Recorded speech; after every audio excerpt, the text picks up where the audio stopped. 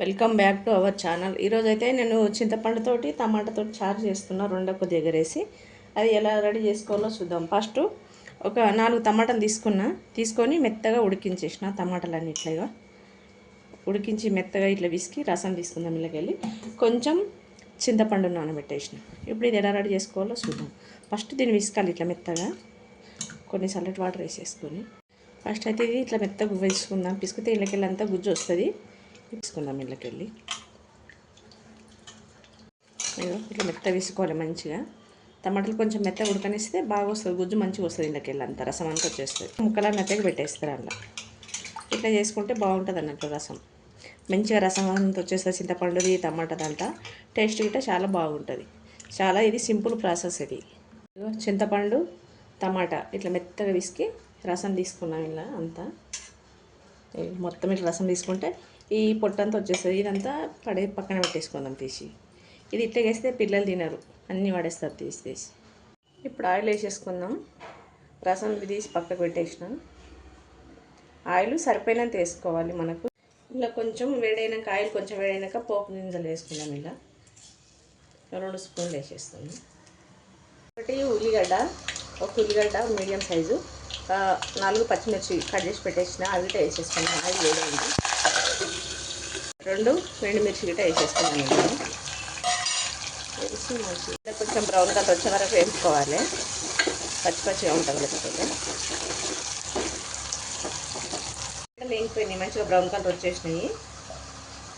కొంచెం సగం స్పూన్ పసుపు వేసేసుకున్నాం.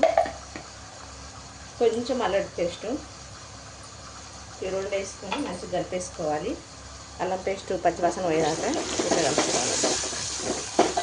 పేస్ట్ అయిపోయింది. ఇది దాకా ఈ రసం తీసి పక్కన పెట్టేసుకున్నాం కదా. ఇప్పుడు ఇది వేసేసుకున్నాను నేను.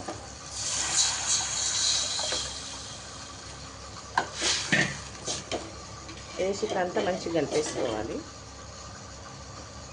కొంచెం కారం వేసుకున్నాం, 1 స్పూను. మనం కారం తినేదాన్ని బట్టి ఎంత తింటామో అంత ఎక్కువ తింటే ఎక్కువ, తక్కువ తింటే తక్కువ, సరిపోయినంత. అలాగే 1 స్పూను సాల్ట్ వేసేస్తాం. టేస్ట్ని బట్టి వేసుకోవాలి. కాబట్టి మళ్ళీ వేస్తాం.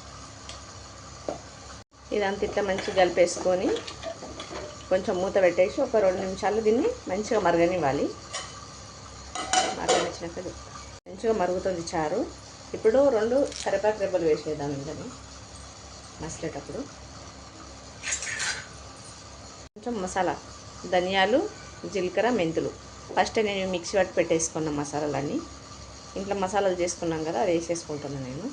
ఎట్లా రెడీ చేసుకోకుండా ఇప్పుడు ఇట్లా మసిలేటప్పుడు వేసుకోవాలి. మంచిగా మరిగేటప్పుడు వేసుకుంటే మంచి టేస్ట్ వస్తుంది, చాలా బాగుంటుంది అన్నట్టు. ఎక్కువ టైం పట్టదు. ఇది ఒక 10 నిమిషాలలో అన్నీ రెడీ అయిపోతాయి తొందరగా. దీనికి అంచుకు ఏదన్నా ఫ్రై చేసుకుంటే బాగుంటుంది. ఉత్త చారే కాకుండా ఏమన్నా కూరగాయలు కానీ ఏదన్నా.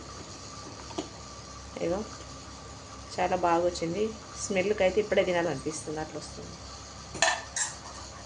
మరగనివ్వాలి మంచిగా. ఇంకొక 2 నిమిషాలు మరగనిస్తాం. 2 రెబ్బలు కొత్తిమీర వేసుకుందాం. ఇంట్లోనే మరుగుతుంది కదా మంచిగా. మరి దాంట్లో వేసుకుంటే మంచి ఫ్లేవర్ వస్తుంది. ఇట్లా వేసుకుంటే మంచిగా ఇప్పుడు రెడీ అయిపోతుంది చారు. చారు అయితే రెడీ అయిపోయింది. ఇప్పుడు ఇట్లా ఓన్లీ టమాటాతోనే చేసుకోవచ్చు, కానీ టమాటా చింతపండు అట్లా పెట్టుకోవచ్చు. కానీ అవి చేసుకుంటే వేరే వేరే టేస్ట్లు వస్తాయి. అవి గిట అట్లాగనే చేసుకోవచ్చు, కానీ ఇట్లా చేసుకుంటే ఇంకా టేస్ట్ బాగుంటుంది. చారు చాలా టేస్ట్గా వస్తుంది, కమ్మగా బాగుంటుంది. ఎంత తిన్నా ఇంకా తినాలనిపిస్తుంటుంది. తొందరగా ఎక్కువ టైం పట్టది, సింపుల్ ప్రాసెస్ ఇది. నేనైతే ఇలా చేసుకున్నా. చారు మంచిగా మరుగుతుంది. మీరు ఇంకా వెరైటీగా చేస్తే కామెంట్ చేయండి మీరు ఎలా చేస్తారో.